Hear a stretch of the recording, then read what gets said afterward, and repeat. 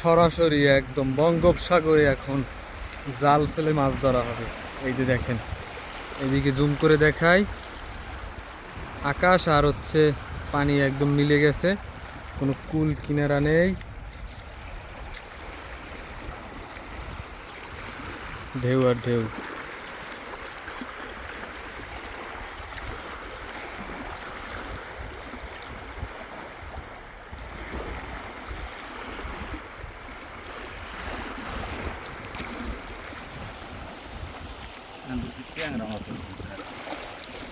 ই হচ্ছে চিংড়ি মাছ দেখা যায় একটা। এটা হইলে চিংড়ির মাছ, চাকা চালু। চাকা। হুম, হুম। একদম চোখ জলে। ফ্রেশ ফ্রেশ মাছ।